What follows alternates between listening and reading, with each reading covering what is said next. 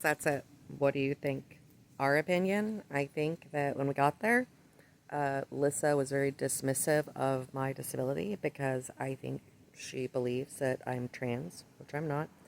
Um, Not that there's anything wrong with that. My son's actually trans. My niece is trans. So I'm non binary. It's on my driver's license that I am non binary. I'm pan for anybody who cares. But that's how I identify. As far as my disabilities go, just to full disclosure, because I said that I would for anybody who is interested, and I'll probably forget a bunch of stuff. I'll try to just work from the head down. I'm deaf in my left ear. I have degenerative disc disease and severe stenosis in my neck. So for that, I get X-ray guided blockers. I have to go into the hospital and do that. I have migraines, so I get about to get an occipital block to try to handle that.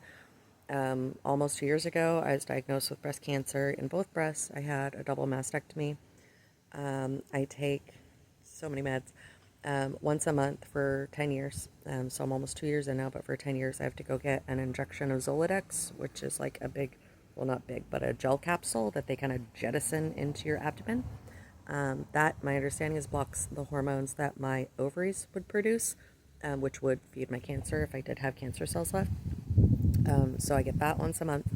Every morning I take Arimidex, which my understanding is then prevents my fat cells from creating estrogen and progesterone.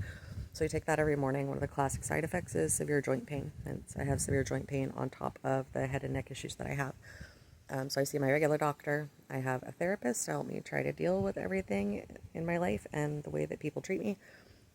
Because I also have borderline personality disorder, bipolar, anxiety, depression, etc. So I have a therapist for that. I see pain management. I take gabapentin every day for pain, Cymbalta every day for pain. I take vitamin D because it's good for breast cancer survival rates. I have high blood pressure, so I take medication, like a double pack of medication for that.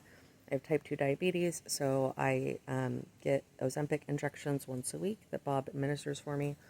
Um, it's put me into complete menopause immediately, so I have brain fog, hot flashes, everything you can imagine times a million. So Bob has to supervise pretty much everything I do because I will do things like wander out in the front yard and not know why I went there.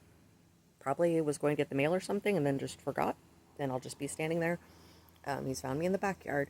If I try to cook, which I can't even do very much because of my joint pain, my hand problems. I also just had surgery this year for a ganglion cyst as well as trigger finger there. So my hands are pretty much useless, even if they weren't, in joint pain. Um, so anyway, that's just some of my diagnoses. I'm sure there's more that I'm completely forgetting, but that's some of them. So I have severe joint pain, specifically my neck, my shoulder, and my left hip, but my right hip hurts too. Sometimes my knee joints hurt, sometimes my feet joints hurt, sometimes my feet toe bones hurt. Very difficult for me to sleep at night. I do also have both kinds of sleep apnea. So I have a CPAP machine. I have the one where your throat closes, but I also have the one where your brain forgets to breathe. It does that sometimes when I'm awake as well. I get dizzy spells. I need help showering. I have a grab bar, luckily, in my shower. But even so, like, I am limited on how far I can lift my arms. I have scars that literally go from behind my arm all the way across my chest, all the way to behind my other arm. So that wide band of scar tissue prevents me from being able to reach up. Actually makes me kind of hunch when I walk, etc., which is not helpful for the joint pain and everything else. So I go to physical therapy once a week. We're working on my shoulder, my arms, strengthening everything, working to try to get my posture back and open up my chest area as much as possible and get more range of motion. But so yeah, those are just some of the diagnoses that I have, why I'm disabled. Literally, Bob is legally my caretaker, and that's why I travel with him. Number one, it's fun to get out of the house because I don't get out of the house much. Number two, like Celtic Festival or Celtic Fair, sorry, I keep calling it festival. All these gamer events that we attend, those are supposed to be like my safe space. Those are the people I was around when I was a kid. The nerd community is so welcoming, so helpful, so beautiful, so loving, so supportive that when something like this happens at an event where I thought was my safe space, it really messes with my mental health. Because that's really the only place I go. I rarely even go to a grocery store. It's overwhelming for me. I'm working on training my dog to be a service dog. but I don't want to be one of those people who takes an untrained dog out claiming it's a service dog, so I'm waiting until he is properly trained and certified to do that for my anxiety. In the meantime, Bob basically is my service dog. When I go to Walmart, he will, well, like, we'll have to stop, and he has to literally hold me because I am overwhelmed with severe anxiety. Sometimes I just have to leave and go wait in the car. That's just what our reality is right now. He has to put together all my medications because I will take my medications twice, 3 times, etc., forgetting that I took them, being scared I didn't take them. So every time I do take my meds, I have to tell him I took my meds because I will then later forget and be like, did I take my meds? And be panicking. So anyways, I just want to give a full kind of disclosure, what I go through, what Bob goes through. He's amazing. He's patient. He does so much for me, prepares all the food, all that kind of stuff, because I leave the stove on. I forget that I'm cooking. I wander away, etc., etc. So that's our reality. That's, why I'm disabled. My belief is that she saw my scars and thought me to be trans, and with their pretty obvious in the video anti-trans opinions, I think that that's what caused them to decide to vandalize my tent. I find it very suspicious that Lissa, the very first weird thing that she said when she came back to move us the second time was like, even though she had left saying she was so busy, had to go do all these things, the first thing she said was like, oh, I looked at all your vendor forms, which was weird that she had time and the desire to do that. I believe she was checking to make sure that we did fill out the liability clause so that they would be not liable in their mind when they vandalized my tent that night and vandalized Bob's tent. It's pretty obvious to us that the tent was vandalized. If you notice in the video, even our D2s, the very light wood D2s, are exactly where Bob left them, and one face up, one face down, one face up, exactly the way he always displays them. We have differing things in the video. One person says that the tent flew, cleared a 40-foot tree, boomerang back, no damage to it. Despite the giant wooden sign hung on it, nothing is messed around with inside the tent. There's still things hanging inside the tent that would have fallen, obviously, if it flew 30 feet in the air. There's just no way that wind did that. And the wind didn't touch any of the other people's tents. Everyone else was fine.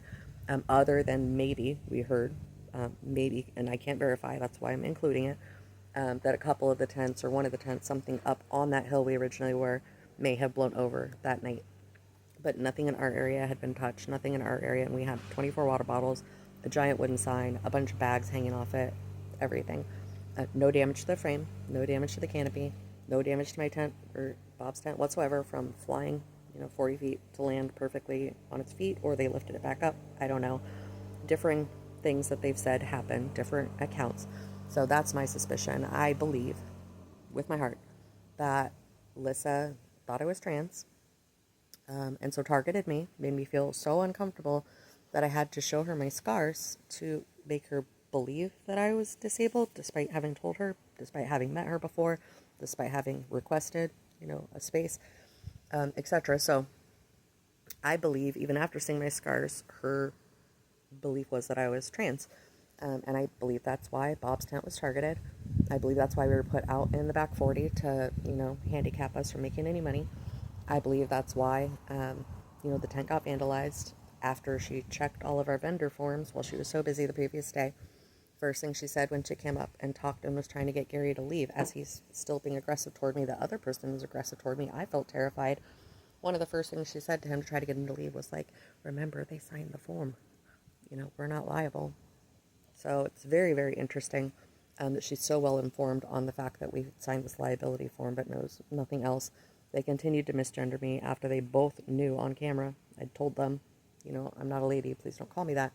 Neither one of them asked, I'm sorry, what are your pronouns, or anything to try to even correct the situation. Just he, she, her, etc. They tried to claim I flashed them. I'm not sure what I flashed them. It's perfectly legal for me to go anywhere I want to with no shirt on because I don't have any, asexual parts to show. So it's not, as long as I'm not being, that way, like doing it intentionally to make someone uncomfortable in that way. And she's on camera admitting she didn't feel that way at all. She just thought it was inappropriate because she didn't know why I did it. So I had to explain to her why I did it because I felt like I had to because she was, mocking the fact that I was disabled. So anyway, let me know what you guys think.